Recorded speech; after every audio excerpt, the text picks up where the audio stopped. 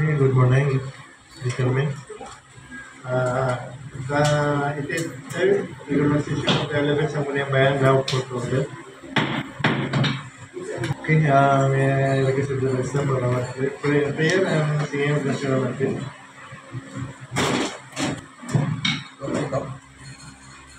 Manalangin tayo. Panginoong Diyos, itinataas namin ang iyong pangalan. Pinapupurihan at pinasasalamatan ka namin sa lahat ng iyong mga ginawa at pagpapala.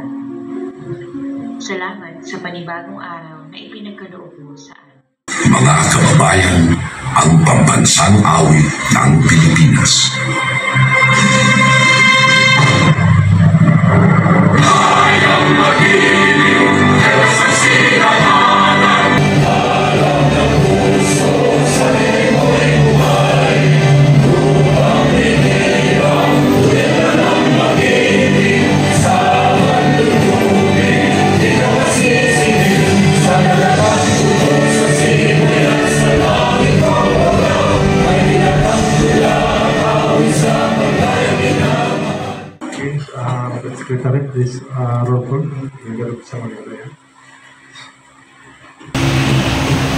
The Honorable Members of the 11th Sangguniang Bayan, the Honorable Scarmaline Chua, Jorda, Letogay Jr., Bernardo, Satibol, Ingson, Gaman, Ong, Gana, Reyes, and our presiding officer, the Honorable Vice Mayor Rosita. There are 8 council members in attendance. Okay, so we have a quorum, so we proceed session. Reading and consideration of the minutes of the previous session held on August 5, 2024. Okay, please can read. Presenting to you the minutes for consideration and approval. Minutes of the 82nd regular session of the 11th Sangguniang Bayan of San Francisco Española held on August 5, 2024 at the session hall of the Sangguniang Bayan San Francisco Española, Palawan, attended by the majority of the Sangguniang Bayan members. For this particular session, the presiding officer called it to order at 9:31 in the morning. The temporary secretary called the roll after the prayer and the singing of the national anthem. With the attendance of the majority of the members of the Sangguniang Bayan, the presiding officer declared the presence of a quorum to transact official business. For reading and consideration of the minutes of the previous session were presented by the chair to the body for consideration and approval. Having no corrections from the body, the minutes of 81st regular session held on July 22, 2024 was approved by the body upon motion of Councilor Michael L. Jorda, duly seconded by Councilor Arnold A. Gala. For the privilege and question hour, Liga ng mga Barangay President, Councilor Jessic G. Gala, used privilege hour to express his point regarding the information sent by the Secretary to the group chat of Sangguniang Bayan, soliciting stand on the notion to include in the minutes that there would be no session by July 29. He suggested that it would be much better if it would be announced during session to make it formal. The presiding officer agreed with the councilor and commented that the secretary might have just been asked to do so and reminded the councilor it should be properly announced in session. For first reading and referral of proposed measures and communications. First, communication from the municipal mayor, Abner Rafael Tesorio, requesting for consideration of the following. Authorization to enter into a memorandum of agreement with the provincial government of Palawan to provide technical and relief augmentation assistance to Sofronio Española, Palawan, for urgent consideration as requested. Okay, any comment? Correction regarding this 52nd regular session of the 11th Sangguniang Bayan held on August 5, 2024.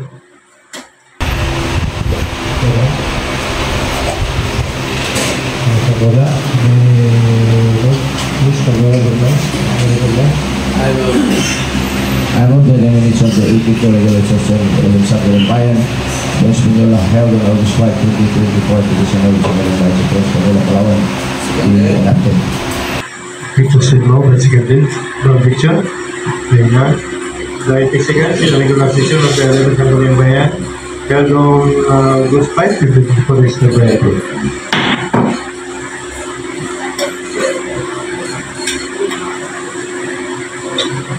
Revelation question now.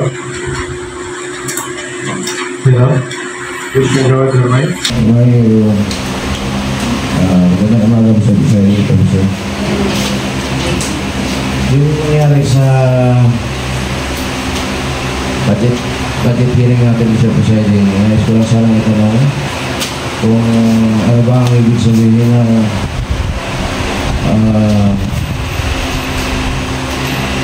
sinabi ninyo sa akin ng date of sale at saka yung contract to sale ni Mr. Gomez. Kasi ang sinabi ko naman, Mr. Presiding, dito sa atin ay mayroong contract to sale. Wala naman akong sinabi na date of sale na. Kasi dahil sa aking pag-enter ni Mr. Presiding ay hindi pa talaga nabayaran. Babayaran pala pero may napauna na. Kaya yun po ang gusto ko linawin sa inyo, Mr. Presiding, na ang sinabi ko po rito at mayroong ako ang kopya na naalala ko ay contract to sale. Alam niyo, no, ang nababanggit ko lagi, kaya tinatawag ni Kagawad Galat, yung sabi niyo, no, nabili na at yan ay i-donate na sa Coast Guard. Kaya lang, hindi natuloy ang pag-donate sa Coast Guard yun nga dahil hinahanap kayo ng deduction. So, nung kalaunan, yung nilabas ninyo, contract to sale. Na doon ay nagpauna ng LGU ng 3 milyon. So, yun po ang naging ano doon. Kaya lang, pag nabayaran na ibig sabihin, pag-ari na ng LGU, ibayad na at deduction na ang kailangan. Kaya tinatanong ni Kagawad Galan, kung ito ba ay pag-ari na ng LGU. Gusto kong linawin mo sa Presiding, ngayon po ay contract to sale lang. Wala pa tayong sinasabi na bid of sale. Kasi yan po ay hindi pa yan. So, sa Presiding, yung isa namang issue tungkol doon sa Mr. Presiding, yung sinasabi ninyong disadvantages ang pagbili natin ng lupa kasi nilagay mo din, Mr. Presiding, na komento. Sa akin pong palagay, Mr. Presiding, ito ay napag-usapan na ng ating Sangguniang Bayan at kayo ay ministerial na mag-sign po at hindi po sana natin nilalagyan para hindi po tayo tumagal. Doon po tumagal kasi ayaw po ng ating mayor na lagyan po ng gano'n na ikaw po ay naglagay doon ng comment or ano ba tawag doon, parang note na ito po ay disadvantages or ang ating pong ginawa dito sa Sanggunian ay disadvantages to the to the benefits of the people of Manila. Nais din po namin malaman bilang mga Sanggunian, bakit po ninyo sinabi na gano'n? Okay? Dahil nung ako natatandaan mo, nung ako ay inalisan niyo ng karapatan, anong sabi ni Mayor? Pumirma naman si Vice eh. Ibig sabihin, doon sa tested, pumirma ako. Tama yun, pumirma ako. Kaya nga pumasok sa isip ko, ito na naman. Dahil lapag nga sa aking kalooban, yung authorization na yun. Kaya naglagay ako. Dahil para hindi naman sabi ni Mayor, pumirma naman si Vice eh. Bakit siya nagadada ngayon? Yun, kaya ganun po ang nangyari. Kaya pumasok sa isipan po natin, na dapat maglagay ako ng comment ko doon para hindi nasabi ni Mayor sa akin na pumirma si Vice eh. Bakit siya nagreklamo? Yun.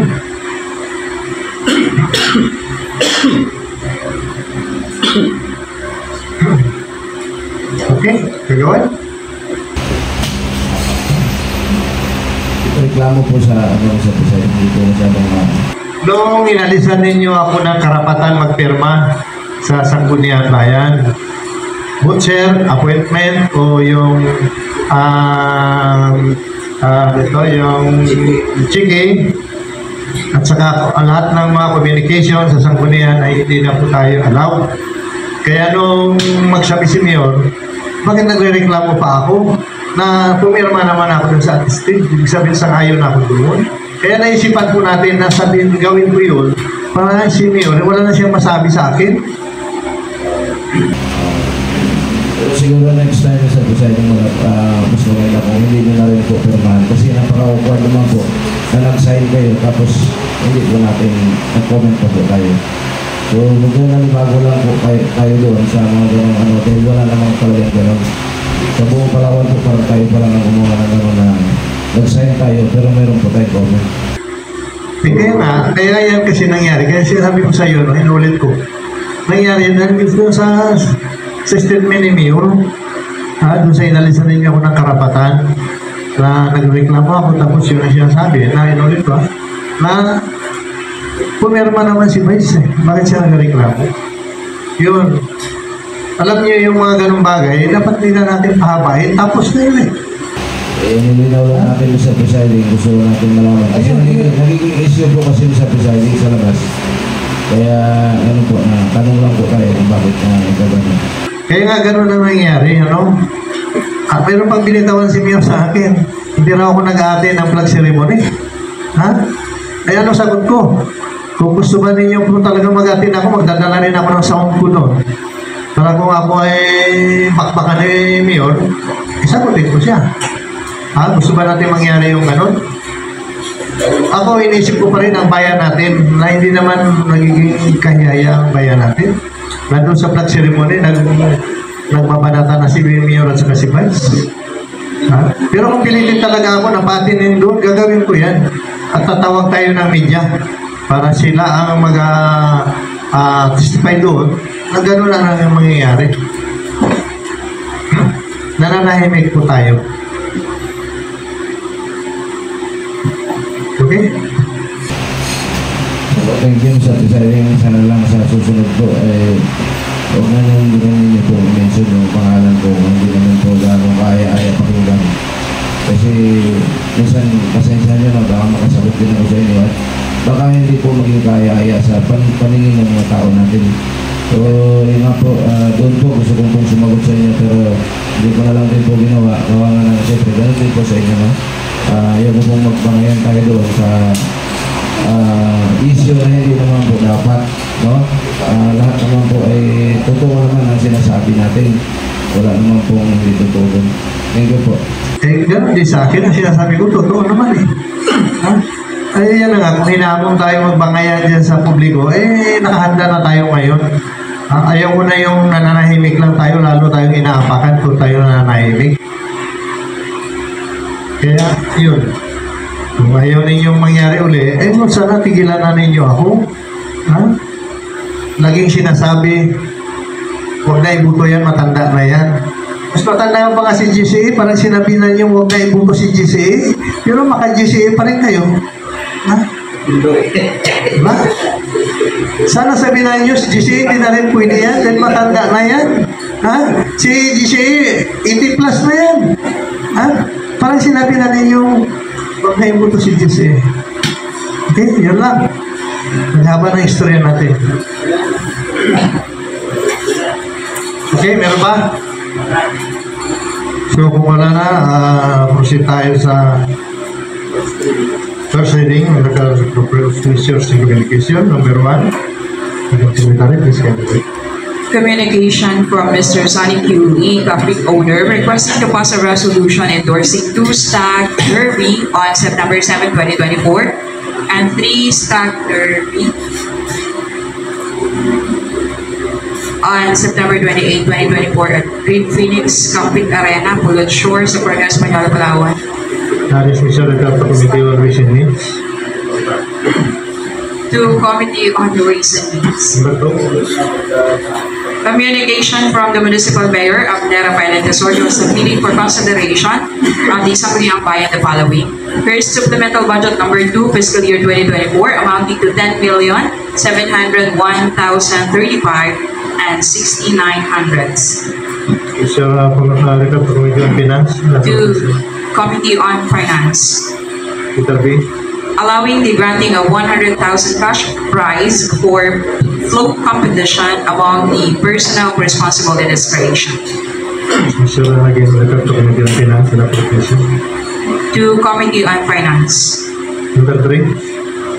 Communication from Councilor Arsani K. Bernardo requesting for the inclusion of the measure or resolution requesting the 2nd District Engineer through Congressman Jose Chavez Alvarez to allocate fund for the repair, concreting, and rebrapping of the provincial road along Sitio Tagbabalat, Barangay Pulusanar, Sopronio, Española, Palawan. Issue report to Committee on Public Works and Highways. Refer to the Committee on Public Works. Number 4. Proposed ordinance instituting and implementing the requisite registration of ownership of agricultural and fishery machinery and equipment operated within the territorial jurisdiction of Sopronio, Española, providing penalties for violation thereof, and for other purposes responsive to the mandate of Republic Act number 1061, known as Agricultural and Fisheries Mechanization Law, introduced by Councilor Jonathan D. Chua. Dismissal refer Committee on Committee of Agriculture and Roads. Jointly referred to Committees on Rules and Agriculture. Committee report number 1. Committee report number 24/08. The Committee on Health.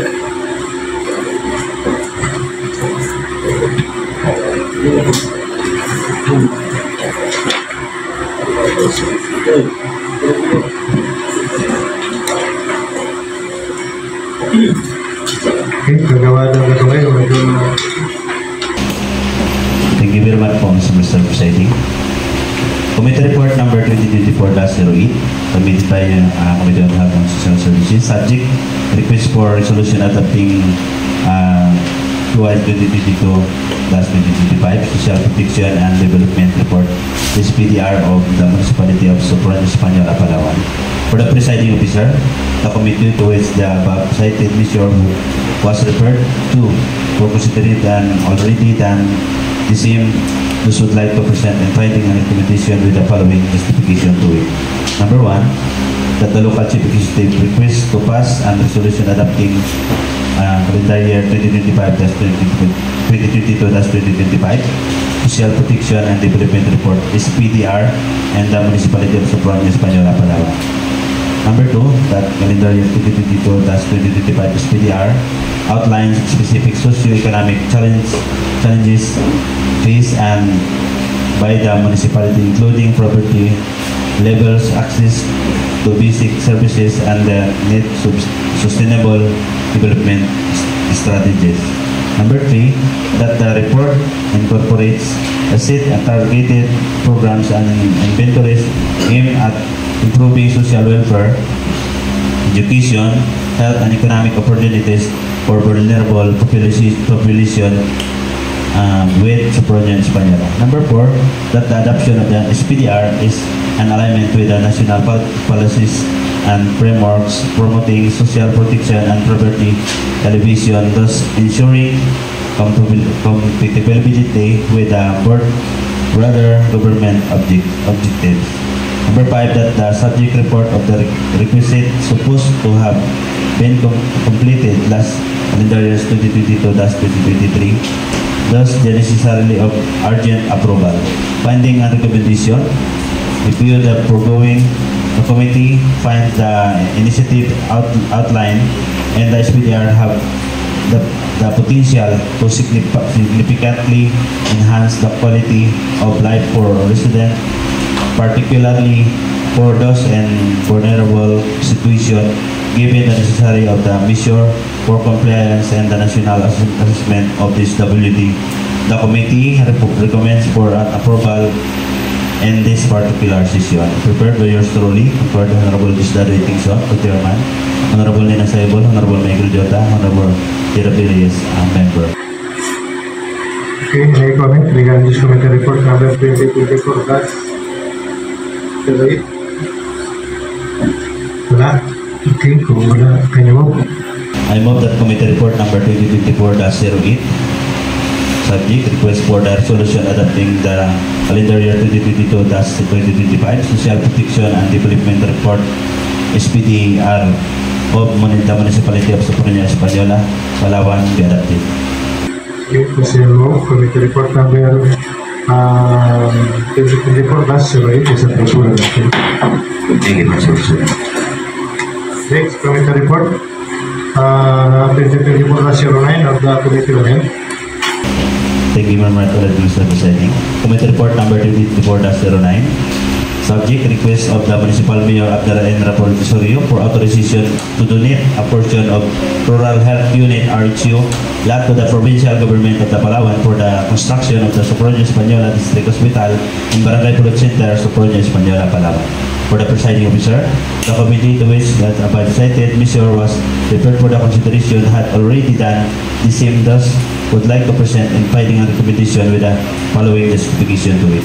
Number one, the local chief executive has recommended the request for the authorization to donate a portion of rural health unit RHU that with an area of 7,500 square meters to the provincial government of Palawan for the construction of the Socorro Española District Hospital and Barangay Pulot Center.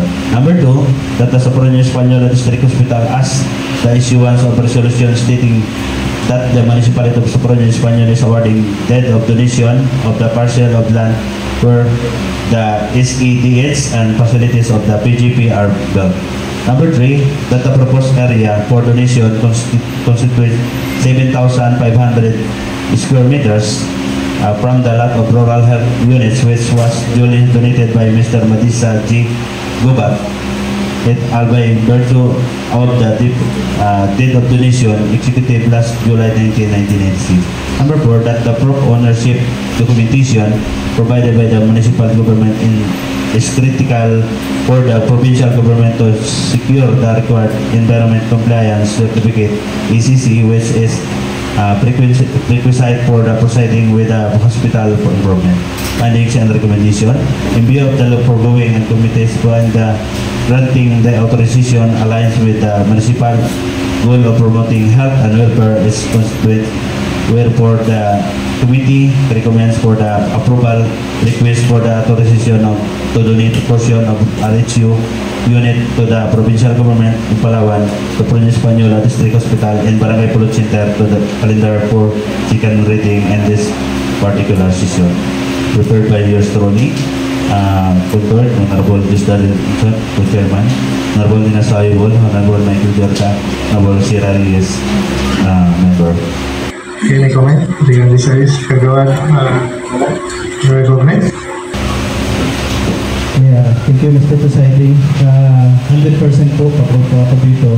Ngunit gusto ko lang din po i-clarify kasi itong item number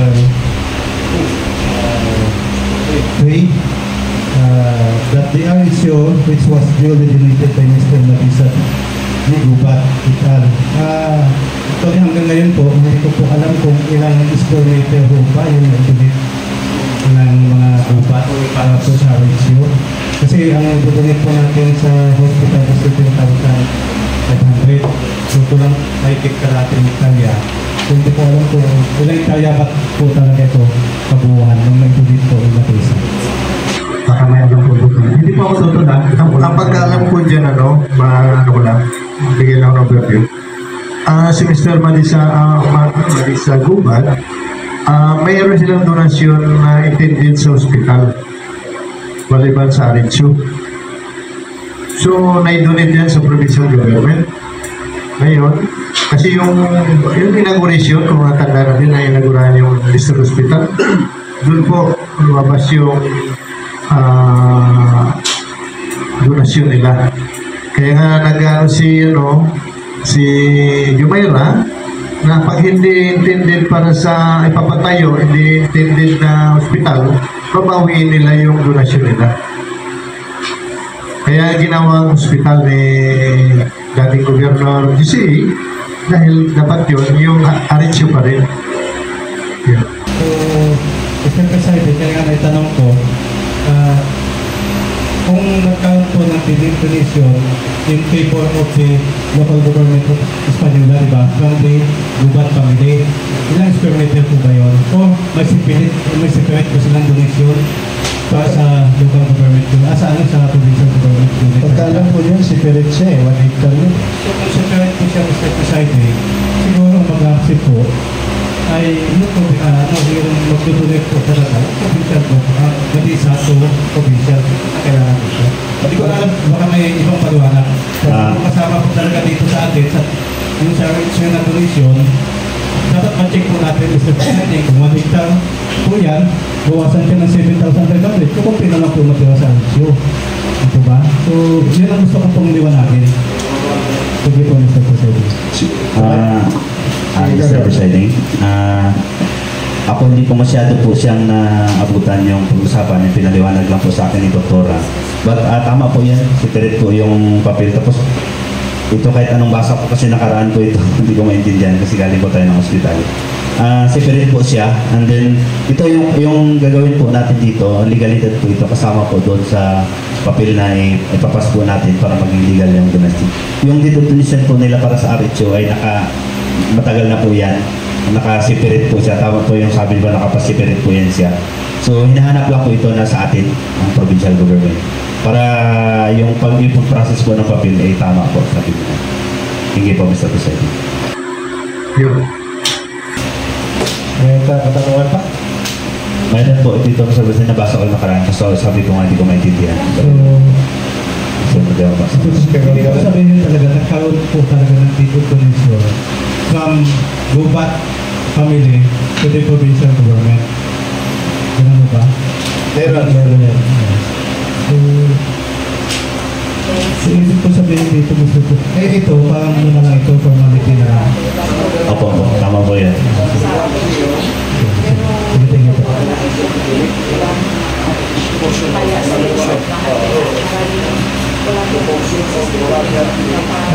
Mr. Presiding, nabanggit mo sa gawas ko kasi nakalagay po sa title natin, request for the municipal mayor at Tisorio for the authorization to donate, diba? To donate a portion of RHO unit. Ibig po sabihin, Mr.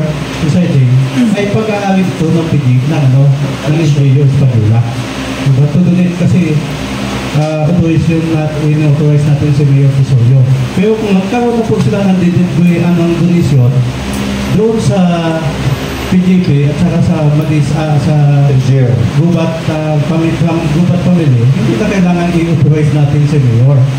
Kundi i-recognize lang natin yung family Gubat na nag-donate po siya. Kasi i-authorize po natin si Mayor. Paano i-donate ni Mayor yung portion ng lupa na hindi pala sa atin? Kaya kung dito, babasahin po natin Mr. Presiding, yung title ay portion of RHO. Dito po yun. Request for the municipal mayor at mayor Rafael Tisorio for authorization to donate portion of RHO lot to the provincial government.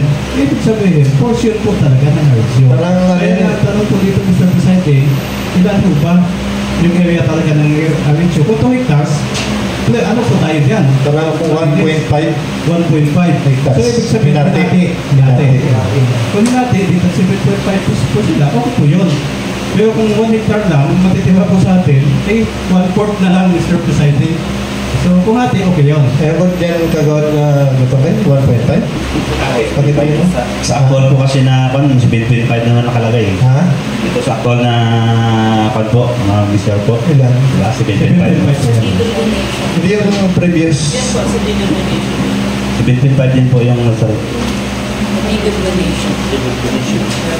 So, kung naitunit po ng Gubat family kay Sir Leo ng 1.5 hectares, equivalent to 15,000 square meter yun, hinati po yan, Mr. Presiding. 7.5 po sila. So, okay po yan, Mr. Presiding. Gusto ko lang po talaga linawin na iyan po ay pag-aalit talaga na. Sa dito donation nila Gubat, nakalagay doon, yung 1 hectare, pag hindi intended para sa hospital, babawiin nila. 15,000 square meter daw po. 15,000? Tama yun, 1.5. Kaya nga po 1.5. Kaya nga po 1.5. Tama rin po dito sa actual na. Pero dapat doon, 500 lang yung sa, no? O 5,000 lang yung sa RHO. Yung 10,000 sa hospital. Ganun po. Kasi 7.5 Mr. Presiding. Tama po yan, Mr. Presiding. Kasi ang iniiwasan po natin, 1 hectare lang na i-donate, tapos 7.5 na punta sa province, sa provincial government, 1/4 na po napunta sa atin. Diba? Gusto lang natin po linawin kasi hindi ko maalam na kung ilan ang area na yan. So, thank you po, Mr. President. Malinaw po natin. Yes, Kagawa Norman. Sabi, gusto ko lang linawin mo nga. Ang isang hektarya po ay 10,000 square meter. Hindi po siya 50,000. 15, o si 15,000, ang 1.5 ay 15,000. So pag i-divide po sa dalawa, ay 7,500. Ang donasyon ng ng gubat ay 1 hectare sa ospital. So yun po, pagkain natin ay 7.5. Ay, hindi po 7.5, 7,500. Hindi natin na yun. Hindi na natin alam bakit hindi natin na yun. Sa original yan, pagkaalam ko yan, isang hektarya sa ospital, kalahati lang sa Aritsyo. Pero nandiyan na yan, na-donate na nila, siguro bahala na nga yung LGU kung anong sistema na gagawin ito. Saka yung, Mr. President, sorry. Yung pagpaliwanag kasi sa akin ni Doktora po nung nakaraan, medyo, yun na nga po, pinapakita niya sa akin, pinapaliwanag niya sa akin, hindi po masyadong ano. Pero sabi niya po, ito ay legalidad lang po. Nakaraan pa man po ito dapat.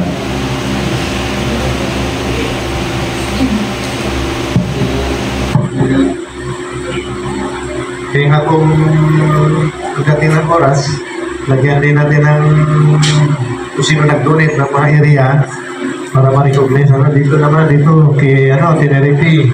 So hindi pa na hindi pa na isipan na dapat maglagay din talaga dyan, no?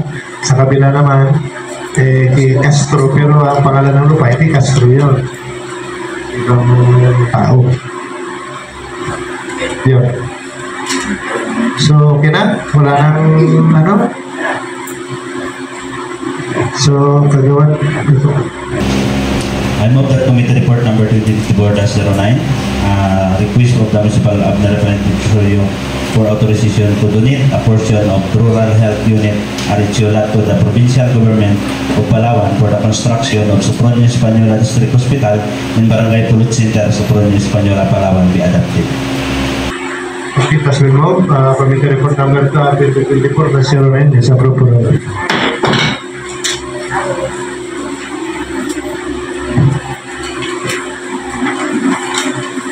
Committee report number 3, number 2024-10, Committee on Health again. Thank you very much, Mr. President. Committee report number 2024-10, request for the resolution authorizing the local chief executive to enter into a memorandum of agreement MOA between the Department of Health Center for Health Development Pimaropa and Sopronia Española District Hospital for medical assistance to indigents and financial incapacitated patients program in the municipality of Sopronia Española. For the presiding officer, the committee to which that above cited measure was referred to had already considered the same would like to present in the finding and recommendation with the following provisions to it. Number 1, that the local chief executive is set to enter into memorandum of agreement MOA between the Department of Health Center for Health Development Mimaropa and Sopronia Española District Hospital for medical assistance to indigent and financially incapacitated patient program in the municipality of Sopronia Española. Number 2, that the medical assistant in indigent and financially incapacitated patient program seek to elevate the healthcare burden of low-income families by providing financial support for their availed medical services. Number 3, that Sopronia Española District Hospital is positioned a key provider of healthcare service in the community and is willing to facilitate the implementation of this program alongside the Department of Health. Number 4, that collaboration with the Department of Health Center for Health Mimaropa will strengthen the municipal capacity to deliver essential health services and expand access to medical care for those in need. Finding a recommendation for view of foregoing, the committee finds entering into the MOA for the medical assistance to indigent and financially incapacitated patient program and the significant step toward fulfilling the municipality obligation to promote health equity and support to well-being of this most vulnerable resident. Now therefore, the committee recommends to approve the request for authorization to enter MOA between the Department of Health Center for Health Development Mimaropa and Socorro Española District Hospital for medical assistance to indigent and financially incapacitated patient program in the municipalities of Socorro Española to be calendar for the second reading in this particular session. Prepared by yours truly, Congressman Honorable Joslado Tinson, Co-Chairman, Honorable Nina Saibol, Honorable Michael Delta, Honorable Secretary's Member.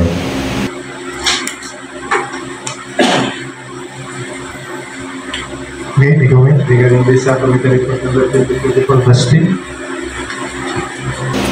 I move that committee report number 2024 Dustin, request for the resolution authorizes the local chief executive to enter into a memorandum of agreement MOA between the Department of Health Center for Health Development Mimaropa and Socorro Española District Hospital Medical Assistance to Indigent and Financially Incapacitated Patient Program, the municipality of Socorro Española be adopted.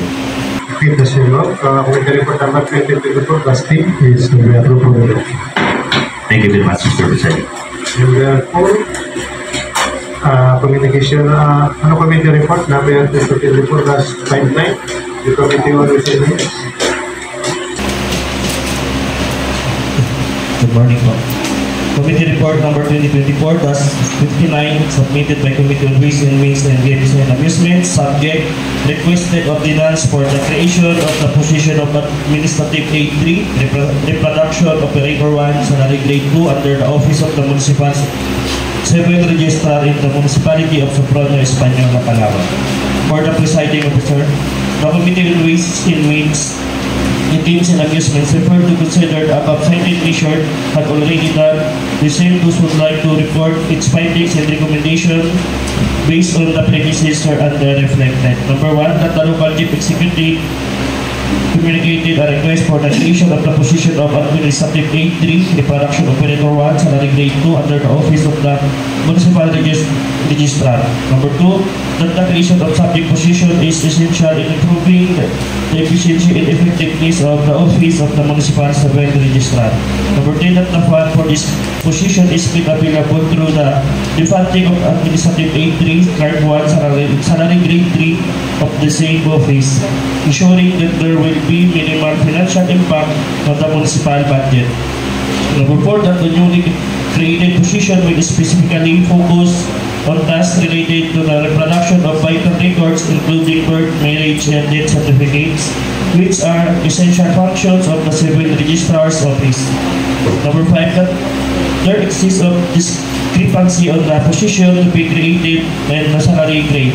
Number 6, that the current number of staff is insufficient to meet the growing demands for civil registration services, leading to delays and potential dissatisfaction among constituents.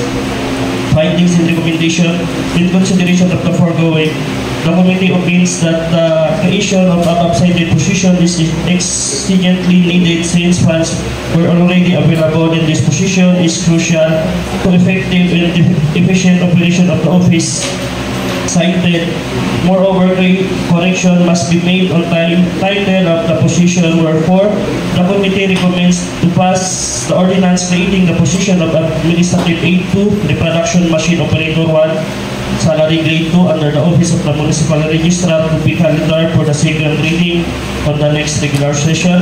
Prepared by yours truly, Chairman Committee on Ways and Means and Games and Amusements. Concurred, Honorable Jonathan J. Ong, Co-Chairman, Honorable Bill A. Gatugay Jr., and Honorable Joe Adayama, 8 members. Okay, any comment regarding this committee report number 2024-59? Wala, okay, can you move? I move Committee Report number 2024-59, subject: requested ordinance for the creation of the position of Administrative Aid 3, Reproduction Operator 1, Salary Grade 2 under the Office of the Municipal Civil Registrar in the Municipality of Socorro Española, Palawan be adopted. Okay, it was involved. Committee report number 2024-59 is approved for adoption.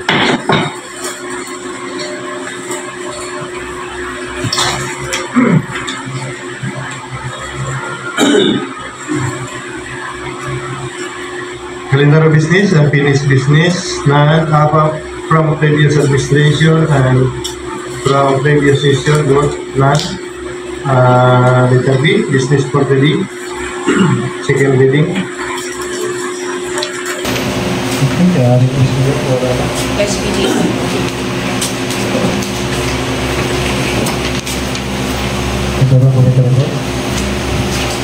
Thank you po, Mr. Presiding. Draft Resolution Number 2024-261, a resolution adopting the calendar year 2022-2025 Social Protection and Development Report SPDR of the Municipality of Socorro, Española, sponsored by yours truly. Whereas Section 3B with Public Act 7160, otherwise known as the Local Government Code of the 1991, provides that there shall be established in every local government unit in the accountable,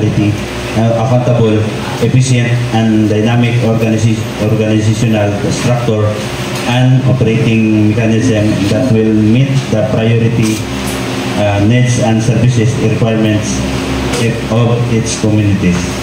Whereas the same section item H of the same code further provides that there shall be continuing mechanism to enhance local autonomy not only by legislative enabling acts but also by administrative and organizational reforms. Whereas the Municipal Social Welfare and Development Office MSWDO is the social welfare arm municipal government mandated by law to implement program and service on child and youth welfare programs, senior citizen and PWD welfare programs, women's welfare programs, and family and community welfare programs.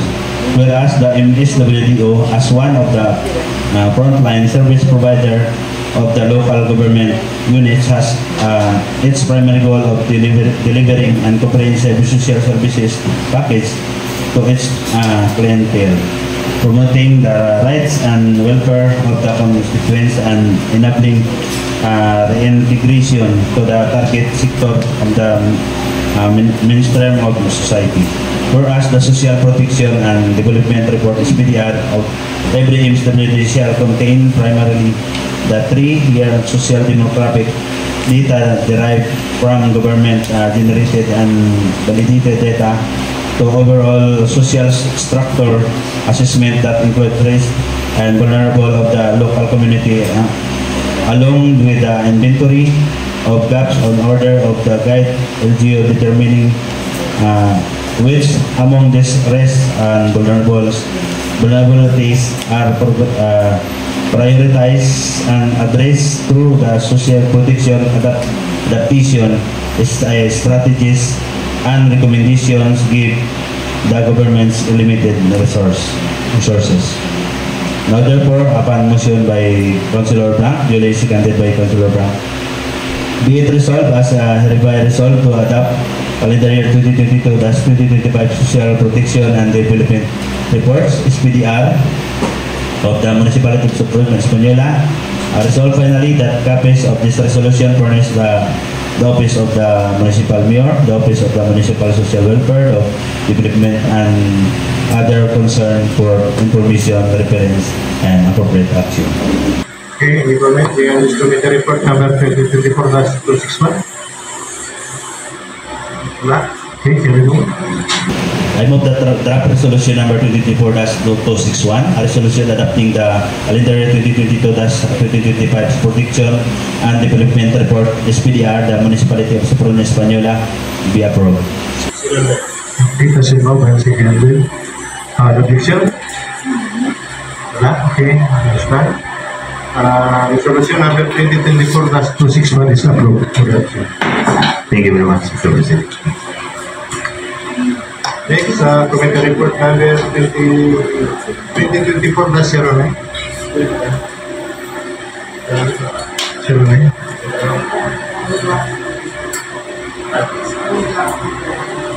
Walang draft.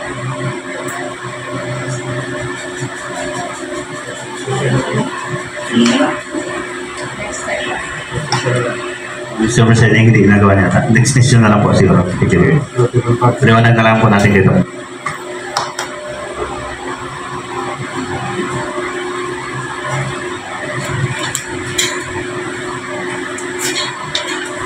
further. Number 3, through the report number 2024-17, adjusting. Again, wala rin. So, civil partner, gano'n. So, especially, civil partner, the course again, next session.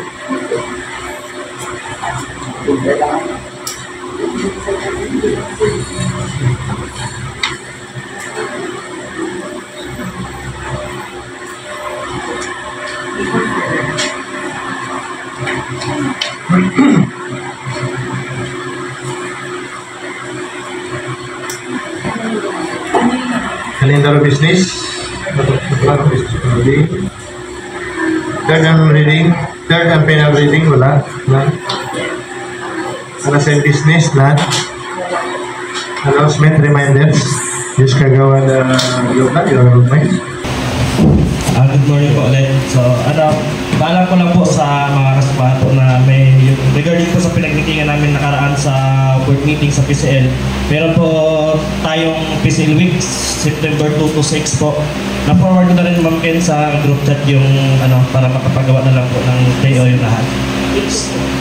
2 to 6 po yung PCL at kasama rin po kahit on vice kung okay po sa inyo. Sa Puerto po.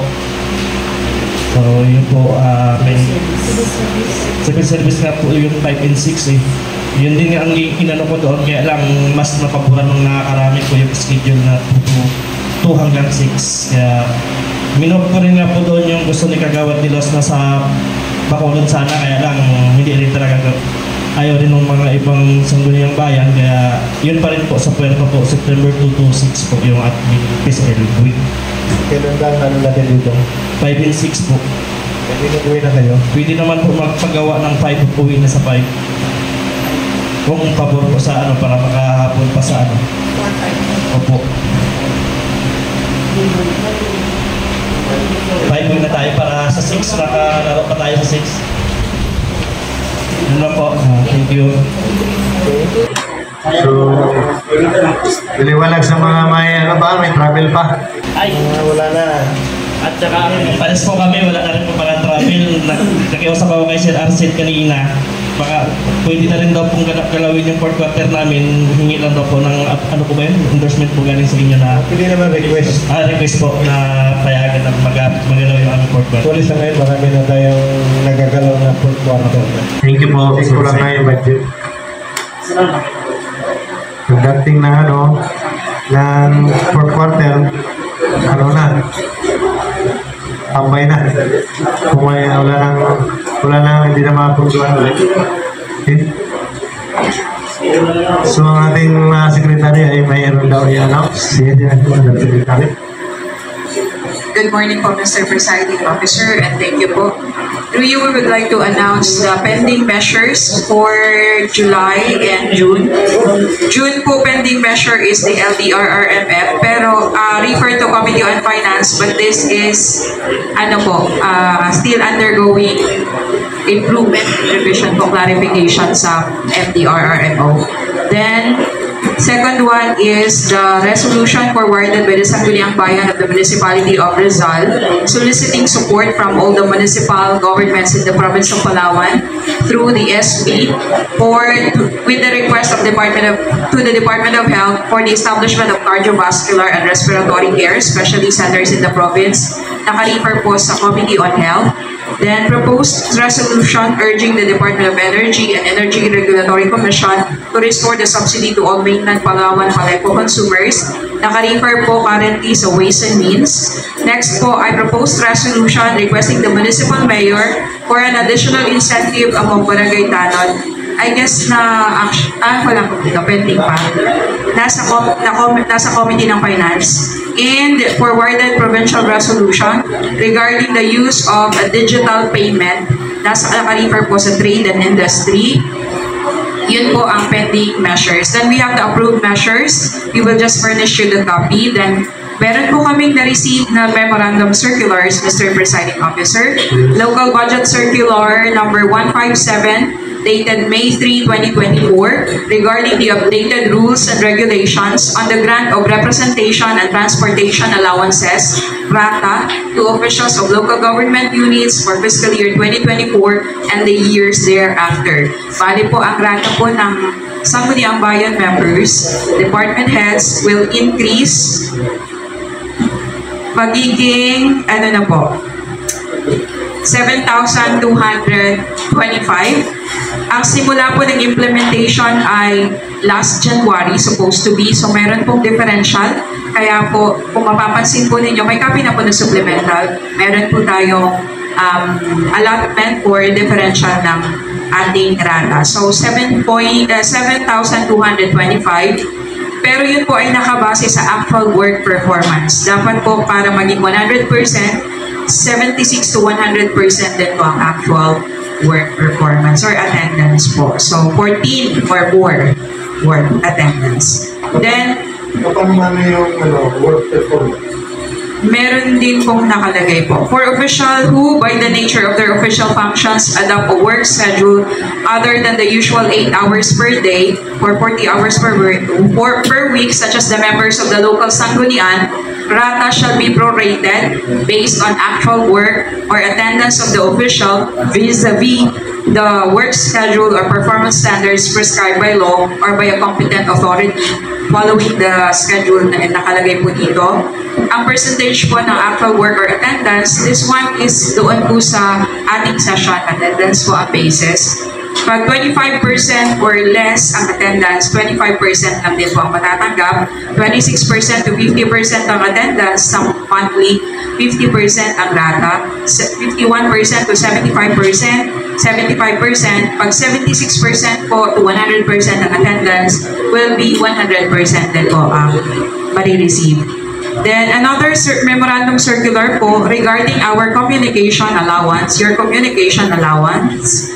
Budget Circular number 2024-2, August 2, 2024. Guidelines on the payment of communication expenses for certain government personnel. Ang ating pong new maximum monthly communication expense could be 2,000 po. Salary grade 24 and other department agency personnel of equivalent rank, 2,000 per month na po. Pero yun po ay based din po sa actual total number of days of actual work performance in a month po. Pag 17 and more or complete, then 100% din po siya. So, SBN elected officials, once na nag-absent ka, makabawasan. Apo, ganun din. Sa session, yun yung session. So, ano lang yun, 4 days lang. That is, wala na yun. Hindi naman nag-office ang unang-una, sanggunian eh. Hindi naman nag-office dito. Ha? Attendance din sa session. Sa session. So, double murder na. Nabawasan pa yung, nagkaroon ka pa ng leave, credit, absent, plus rata. Ang ano po ay actual work performance po, may naka-specify din po ng kung ano po ang i-deem as actual work performance. Halimbawa po, kapag kasama po siya sa mandatory leave, ang i-avail po ninyo ay siya po ay kasama rin po sa, kumbaga considered din po siya as present po. Tulad ng nung budget hearing, na-raise din yung sanggunian ay wala pang 2,000, di ba? Wala pang 2,000 a month. Pwede bang dagdagan? Sabi nila, hindi. Parang unfair yun, di ba? 2,000 a month. 2,000 a month. Mr. President, yun na nga ang I-brought out ko. Kaya ikaw nga, ikaw na nag-brought out. Hindi pa nga maganda yung sagot ko sa akin. Kasi yung sa'yo kasi 50,000. So, sobra po yung sabi rin, binawasan na 24. binawasan ka po ng 26,000. 24 po yung sa'yo. Kasi sa 12 months po, 24,000 po yun. So kaya nga ang gusto ko po doon na yung binawa sa'yo na 26,000, mapunta sana sa SB. Kasi ang SB po natin ay 264,000 kung 2,000 tayo bawat isa. Kaya hindi lang naman po yung para sa akin, sana para sa lahat, na mabil po natin yung maximum na 2,000 per month natin. Sabi ni Nokia yan. Hindi po yung Nokia. Yung transportation, ay yung communication ni Mayor ay 150,000. So, ibig sabihin, 24 lang yan. So, Ayun po ang exclude yung Mayor dito sa sa dahil po ng ituwa eh. sa memo. Ang Mayor ba exclude dyan o include yun? Salary po. Salary grade 25. O yata pataas yan eh. But salary grade 27 po. 26, 27, 2,500. Oh, so ibig po sabihin Ang Mayor 25, 26. kasi 25 po yung may 24, 26 po ang mayor. 2,500 po. So 2,000. dapat 25 po. Ha? 2,500. At ang salary grade 26, 6, 27 po kasama. 25 na eh.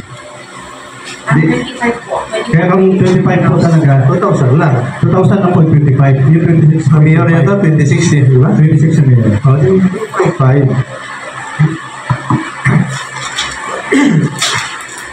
So yun ang naging bagong memo, ano? Doon naman kanina na misure yung incentive ng tanod dito sa LGU. Noong una kasi mayroon tayong pinapasok na tanod, ano? Yung tanod ng Pulot Center. Kasi nakikita naman natin dito halos gabi-gabi yan nagro-roam ang mga tanod natin sa Pulot Center. Gusto kong bigyan ng incentive. Pero sabi ni Budget Rome, hindi raw pwede. So, hanggang ngayon, yung sabing hindi pwede, wala namang sulat o memo na hindi pwede. So ngayon, nandito ngayon, malalaman natin dito sa bagong panukala ng Sanggunian na bigyan ng incentive ang tanod. Kasi kung isipin natin, bakit ang BHW, BNS, meron na sa munisipyo, meron pa sa province. Diba? So bakit ang tanod hindi pwede? So sana ma-address na yung problema yun. Ikaw ba naman talaga ang tanod? Yan, buhay pa yan. Diba? Tanod talagang ay kung may gulo dyan, sigit ka ron. Ay kung nagdrama lang, patay ka. So yun. So dito ngayon, kung ito ay na-aprobahan na itong pinaplano, magkaroon na incentive ang tanod, ay maganda yun. Para makatulong naman tayo sa tanod, na kapirangkot lang yung kanila incentive. Tingin ko, wala pang 2,000 yan isang buwan. Para bang daycare worker. Sabi ni Ma'am Grace, talagang nagpapakahirap na yan, pero ang kanila incentive ay 2,000 lang. So, kailangan madagdagan. So, yun ang reklamo ni Ma'am Grace ng budget hearing. Yes. Nung nakaraang yung may panukala Kung nadagdagan yung ating mga daycare worker ng 500 siya lang. kaya lang hindi rin yun natupad kasi sabi ni Ma'am Grace daw ay yung daycare worker natin itataas na para 4,000 na yata yung kanilang monthly salary. So hindi ko na pero napasa na yun, na-approve na yun, kaya lang hindi lang Yun. So, yun po ang isa naging problema. So, nakakalungkot din, yung ating budget ng budget 2024, nung budget hearing tayo ng 2023, as is lang lahat ng mga MOE. Kaya lang nung aprobahan na dito sa atin, inakaltasan na tayo ng 2,220,000. No? So, napakalungkot yun. So, ngayon naman, nagpapasalamat din ako sa ating budget, nakinig din sa Sanggunian, na hindi na binawasan ng 10% ang ating MOE. Pag binawasan, wala na talaga. Diskaril na ang budget natin. Sana itong ngayong 2025 budget, wala na sanang bawas yung budget natin. Pero kung mabawasan naman, ako willing naman akong bawasan lahat yung MOE natin. Total, by January siguro, hindi na natin magagamit yung para sa atin dyan. Bihira na lang yan. Sino pa bang mag-seminar niya, mag-training, eleksyon na. So yun. Siyempre, nasa ating local finance yan. kung ano ang kanilang desisyon. Nandiyan din yung ating Committee on Finance. Hindi na ako masama doon. Ako, hindi ka naman yung member. Sino na member sa kanya yan? Wala. Tinanggal sa kanya yan? Bakit? Doon ako. Sige. Alam mo ngayon, wala mo lang pinabago eh. No? Kaya ngayon ating mga department heads, training ng training yan para updated sila sa mga bagong patakaran. Kaya kung sinasabi ng iba, bakit ito mga department heads, sige lang ka training taon-taon. Hindi natin masisipo yan kasi ang ating mambabatas, marami yan sila, kaya marami rin utak ang umandar. Ngayon, na-aproban yung napagpala ng isang mambabatas. So, nababago. Nagkaroon ng bagong sistema. So, yun naman po, kaya walang katapusan ang training ng mga kawani natin. Tayo ganon din, mga elected officials, nagtitraining tayo. So, dapat yung training na yun, tutukan din natin kung paano madagdagan yung ating kaalaman. Pero kung ano lang tayo, nag-attendance, tapos naglayas na, magbalik lang sa hapon, ano natutuhan natin maghapon? Wala. So, yun. Kaya nga kung kasama ninyo ako, sigurado mapupuna ko kayo kung kayo ay attendance lang, tapos naglayas na. Kaya siguro pagsunod, hindi ko na gawa ng TO, aproba ng TO. Hindi na nakikinig eh. Lalo na yung mga batas na ipinahano natin dito, pinapairal, importante talaga yan. Sa mga kung anong batas na pinapairal o aprobahan ng sanggunian. So malawak talaga siya, lalo na itong mga pag-ayos-ayos ng kaso. Napakahirap, kaunting list ka lang dyan, ay mahusay ang abogado ng kalaban, may problema tayo. Dito lang sa kaso na nilitis natin, no? Si Ginoong Leon Mariñata ay nag-apila sa Provincial Board. Baka tayo siguro ay maimbitahan din ng board member na magharap doon kung ano ang nakikita nilang lumihis tayo. Pero ako tingin ko naman, wala naman tayong list siguro doon. Ang ating proseso sa pag-hearing ay natupad naman natin. Hindi tayo lumampas doon sa deadline na napaloob ng batas. Yun.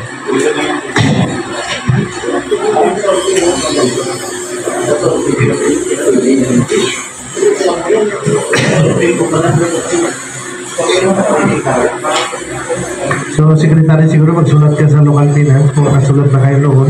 Yung tungkol dito sa ating wiring ng ating kuryente na magkaroon tayo ng hiwalay na linya. Kasi yan ang dati 600,000 plus. Hindi ko na alam ngayon kung magkano na naman. No? Saka yung tagagawa sana, hindi na kargahan ng kargahan pa ng pang-SOP. No? Yan kasi lumalaki ang budget eh. Yung kinakargahan ng nagagawa. Instead na magatapos lang ng kalating milyon, gawin pa ng 700,000. So yun po ang isang naging problema dyan. Tulad na lang po ng ating transformer, ang budget natin ay 200,000. So anong ginawa po nila? 198,000. Ginawa sila ng 2,000. So nung papirmahan po sa akin ng butcher, hindi po ako pumayag. Kasi nagtanong ako sa puerto, doon sa supplier, parang wala pa 140,000 eh. Siyempre may BIR yan, mayroong paliko pa na babayaran, may transportation. Sabi ng supplier, vice baka piling 165 na lang. So, nangyari po doon sa 198, naging 165 na lang. Pero hindi ko na po alam ang butcher road kung 165 pa rin ba hanggang sa natsikihan. Kasi hindi na po ako nag-approve ng Butcher na yun. Si Mayor na po nag-approve at siya na rin po ang nag-issue ng chiki. So wala na po ako doon sa pagkatapos po noon. So sana mapunduhan din ang ating linya para naman hindi na magtiis yung ganitong paghihirap natin dito. Una-una, tuwing session natin, init ang nalasap natin dito. Araw-araw yung ating mga staff. Ang nagsasuffer dito, staff po natin. Hindi po si Vice. Ako po, kung sira na yung aircon po doon, alam mo yung aircon na natin yan sa opisina, pag nahuli ka na mag-switch, mag-on, ng aircon mo, wala na. Hindi na malamig. So, ako naman, pag talagang gano'n na araw-araw, doon ako sa opisina, sa bahay na lang mag-opisina. Kahit wala akong aircon doon sa aking balkon, yung hangin naman doon. Malalanghap mo yung hangin. So, walang problema. So, yun. Pero pa, meron kayong gusto iparating pa? Okay na ba yung ating merienda? Wala na? Sinuwag mo para sa Johnny.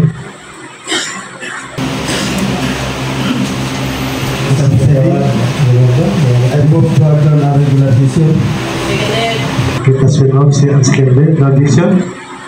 If not, so wala regular session po pa rin sa mga